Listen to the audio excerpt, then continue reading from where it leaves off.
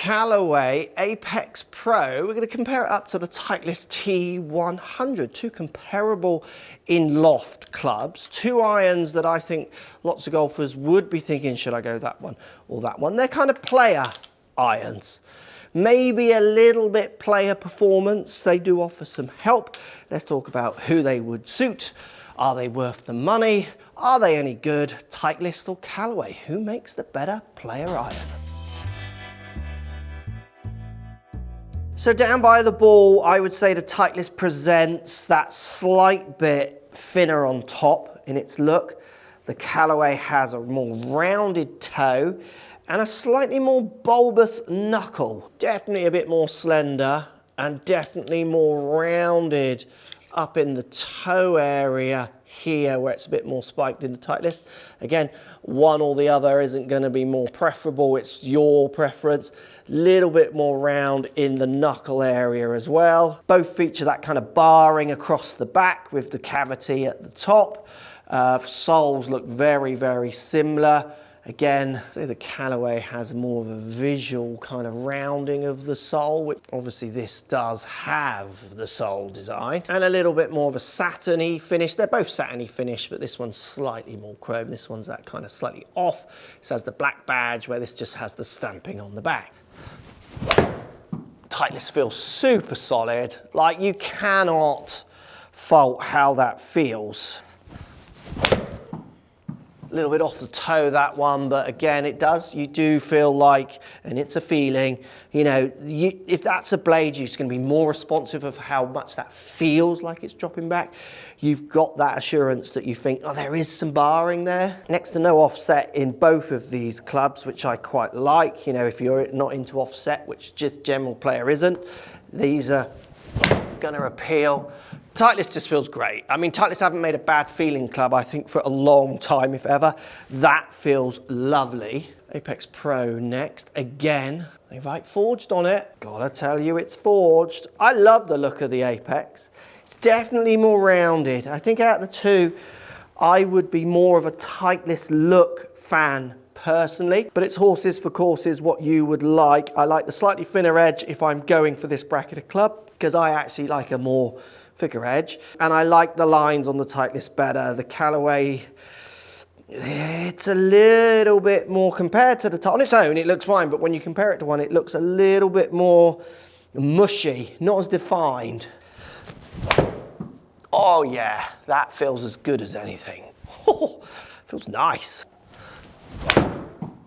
Oh yeah, it does feel packed behind the ball, like solid, firm, strong, even though I'm pretty sure the numbers are going to be so similar on these two clubs. Definitely packs a nice punch feeling, but at the same time, not clippy, not tingy. It's just like feels like a solid hunk hitting it, even though we know it's not. Well, look at the tech, but both of these clubs have designs on the inside trying to do as much as possible, but they both feel like, you know, that solid feel that you would want from this kind of style of club. Got a little game coming at the end to see which one is the most precise, because I think it is precision that you're going to be after with these two clubs. Oh yeah, that just feels very good. If I had to choose on looks, I would go more with the Titleist shaping, but I think you could put 10 people in there and it would be 50-50 on what they like on just the appearance of the shape. It's only when you put the Callaway compared to that I notice some of the things and the shapes in it. When I look at the Callaway on its own as a standalone, they don't stand out as much. I don't notice them as much. So this is where comparisons I think are interesting, because they're reacting and I'm reacting with the two clubs off each other. I'm going to choose a Titleist on looks. Feel, can't pick one. They're matched. So new progressive face in the Apex for distance and control is what Callaway say. They've worked with the sole for turf interaction, which I'm sure Titleist have as well, which is there to try and get you a good feel of that club coming in and out of the ground, which is what good players kind of say they want. And they're designed with combo sets in mind. You could absolutely combo these up with the other Apex range. So if you are looking for more blade to a bit more help, you could do that with this set. The 3 to 5 iron have the forged cup face design, again trying to help you with those kind of off-center hits. Basically, as any Callaway club would be, it's packed with tech to try and make it as easy as possible when you're not hitting the middle of that face. The T100 is a dual cavity club, so trying to give you precision while at the same time some help on off-center hits. The new CNC milled face for precision. That's a word Titleist will definitely keep throwing at us. They are all about the precision. Effortless turf interaction. I don't know a Titleist iron that doesn't come out where they say turf interaction. It's one of their buzzwords. It utilizes dense D18 tungsten, again, cavity backing that player's looking iron. So again, the design from both clubs is so similar on what they're trying to do. Power, precision, so keeping the precision in there with that game improvement help. The cost of these irons are very similar, going off recommended retail from around their website. Per iron, $200 and equivalent pounds for the Titleist T100. The Callaway 215, so a bit more expensive in the Callaway Apex Pro. $215, not pounds, but I'll put the equivalent prices up. So are they cheap or worth the money? Well, they're not cheap. What golf clubs are these days? They're just not. They're expensive, they're premium. They're top of the range. They're aimed at serious golfers who are at a stage where they will be investing in their craft, in their hobby, in their skill. They're also played by some of the best players in the world, which adds, again, a desirability and a premium to them. No one can stand here and say they're cheap. They're not trying to be cheap. Are they good value for money? You could argue very much no. At the same time, you could argue yes. That's up for you to decide. But golf, unfortunately, is an expensive game if you want the best. So when we look at the data of these two irons, as you would expect, because the lofts are within a degree of each other in static position, they're matching because they're built to the same design premise. They're competing against each other. They're launching at the same degree. Carries are within 2 yards of each other, and the standard deviation, basically the variance, overlaps these, meaning they're basically going the same distance. If anything, the Titleist is a fraction higher spinning, but again, the standard deviations cross these over. For all intents and purposes, it's the same club. The machine, the data, the launch data, it isn't going to know what club it is unless I tell it, because they are basically designed very much to try and suit the same player, the same model, which is that kind of player who wants control of their shots without bomb distance, but still wants that little bit of help. And both of these clubs are delivering on that.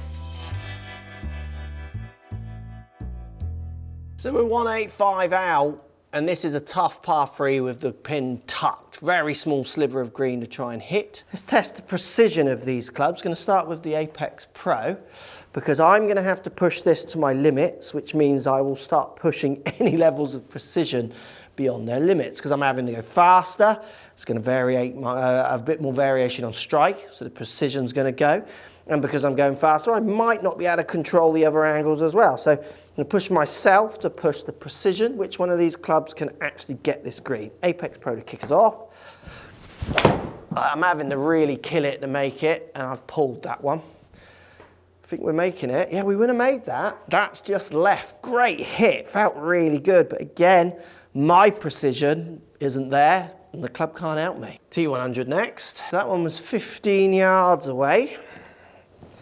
So again, I'm going to have to force, because you saw the numbers were the same with these clubs. That's a push. So I've slightly hung it out there. That's probably going to hit the front right, is it? Get up. It's a little weaker because of my shot, but a great result. It's a shorter shot, more spinny. 41 foot. Oh no. Foot to yards. I'm going to say, oh, I need to convert. For those of you who are quicker, that's 45 feet away. So that is further away than the Callaway. So I'm going to call that a draw. The Callaway is closer, but it's off the green, which does, statistically, I've got less of a chance of getting down in 2, where the green I've got more of a chance. So I'm going to call that a draw. You can decide if it is or not in your own little game if you want. Callaway again. Now that's an interesting one. I've hit it solid to a groove low. So this is where, oh, and it's going to work. Get up. And that's where the barring and the help is helping the precision a bit more. 21 foot away and arrow straight this time. That slightly lower strike, that's where you want that club to kick in. You want all those big words they use to kick in. The face cups and all the Sophias and all, I don't know what, they just say everything, don't they? Right, Titleist, 21 feet 6 inches. Solid. Struck.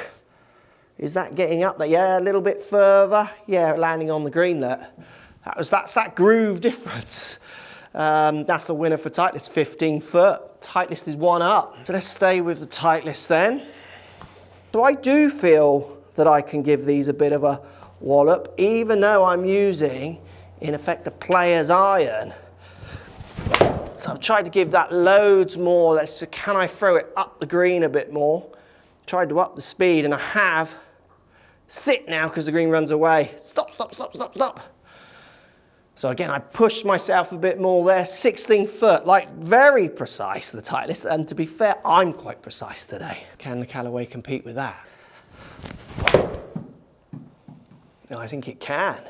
If that is long enough, that's a draw. Oh, that could go in because it breaks left. Get up, straight on line. That is an absolute draw from this scientific test at the end. Which one would you choose and why? I can't choose. Really tough to decide. If you want to strike your irons better, watch this video. It's going to help you do far more than whatever these can to striking the ball more out the middle.